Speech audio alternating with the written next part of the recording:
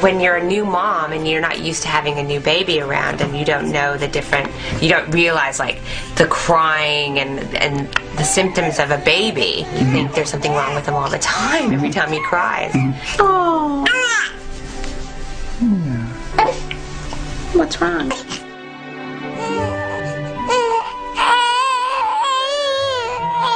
Okay, so let's move you up now on your side.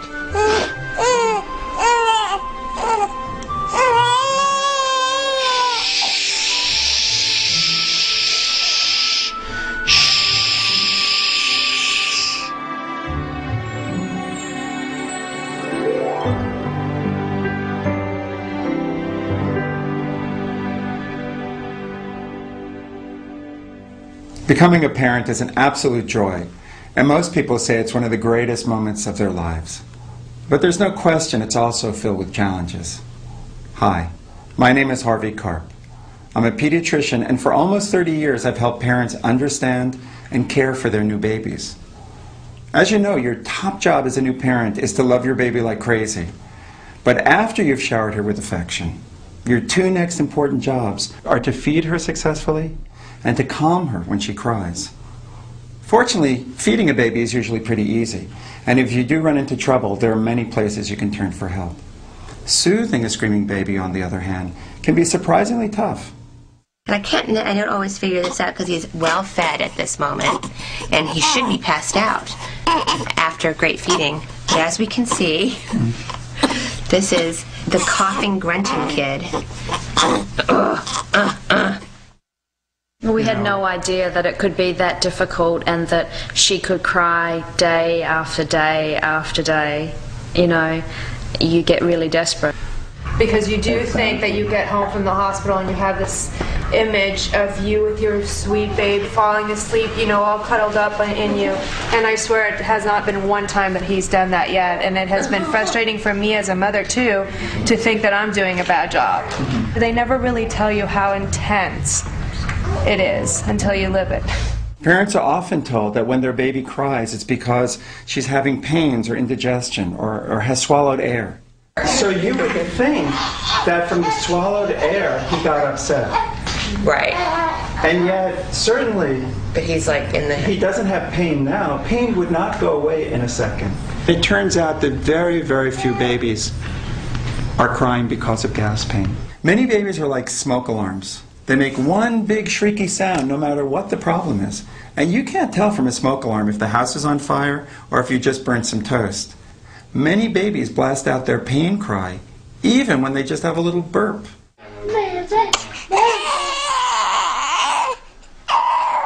Although it's completely instinctual to want to soothe your screaming baby, it's not at all instinctual knowing how to do it. Baby calming is a skill. I don't know if you guys know this, but there are some cultures around the world where babies cry an average of 30 seconds or 60 seconds. In other words, they don't go on and on and on. Their mothers respond to them quickly, and the babies calm down quickly. So there's got to be some way to help our crying babies. And there is.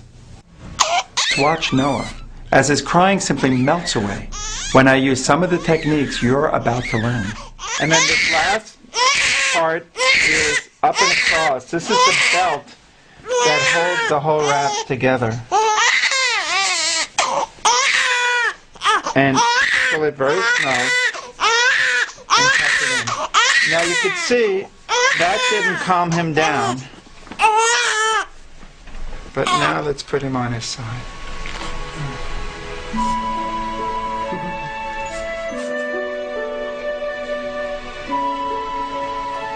Magic? A miracle? No, it's a reflex. A reflex that all babies are born with, that, believe it or not, will turn off their cries and screams almost like turning off a light switch. You're about to meet a group of brand new parents who came together to learn how to see the world through their baby's eyes and how to soothe their infant's fussiness. Fortunately, calming unhappy babies is easy with the help of some simple techniques used for centuries by the world's most gifted baby calmers. These techniques are based on 3 wonderful new ideas. The first idea is the revolutionary concept called the 4th trimester. Babies are very immature when they're born. and they need lots of cuddling and rocking and shushing. That's what kept them calm and happy inside the womb. And that's why you should think of the first 3 months of your baby's life as your 4th trimester. The calming reflex is an amazing and totally natural way for you to soothe your baby's cries in minutes. And finally, the 5 S's are 5 incredibly effective techniques for turning on your crying baby's calming reflex and replacing her tears with tranquility.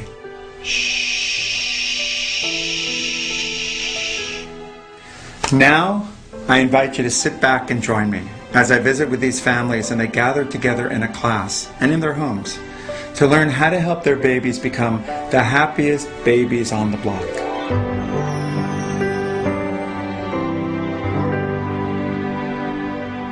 God knows you were probably more than ready to have your baby after 9 long months of pregnancy.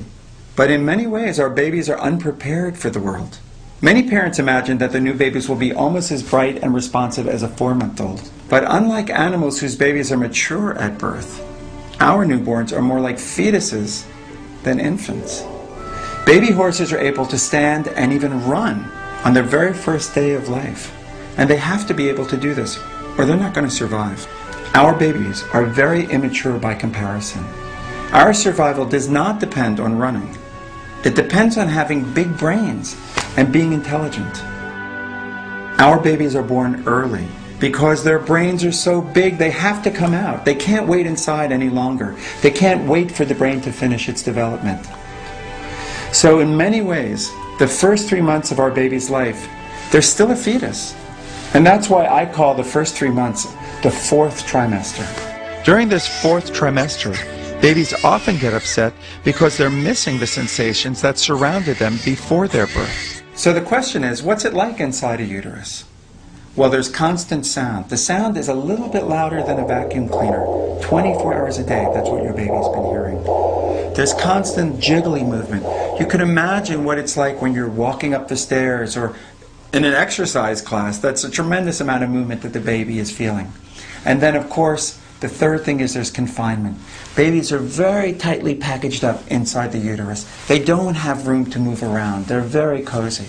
Because mothers have known intuitively for thousands of years that the way to calm their baby down is to imitate these qualities of the uterus. But until today, no one has known why that works. It isn't that it reminds the baby of being inside the uterus. What it is that babies have a reflex called the calming reflex. And this reflex is the automatic shut-off switch for a baby's crying.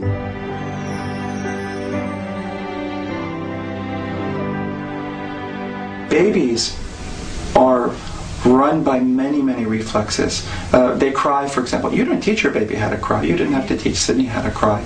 They're born knowing how to cry. They're born knowing how to swallow. They're born knowing how to suck. All of those are built-in reflexes. Mm-hmm. Well, an amazing new discovery is that they're also born with a calming reflex. That's literally an off switch for crying. If a doctor hits your knee, your foot goes out. It's not any great surprise. You know it's going to happen because reflexes are automatic behaviors. If your doctor hits your knee but does it in the wrong place or does it too softly, nothing happens. For a reflex to be initiated, you have to do it exactly right. And if you don't do exactly right, it doesn't work well. It's amazing because she'll fight me, and then I'll find that position or that right jiggle, and then she just turns into jello. Mm-hmm. You know, I'm there, Dad. Thanks. Yeah, because it's a reflex. Mm-hmm. And that's how quickly it can work. When you do it exactly right, boom. Right. It really helps. Anyone can do these things. Can anyone learn how to do a knee reflex? Oh, you just have a knack with knee reflexes. I mean, anyone can learn how to do a knee reflex. And anyone can learn how to trigger their baby's calming reflex with just a little bit of practice and a little bit of trial and error.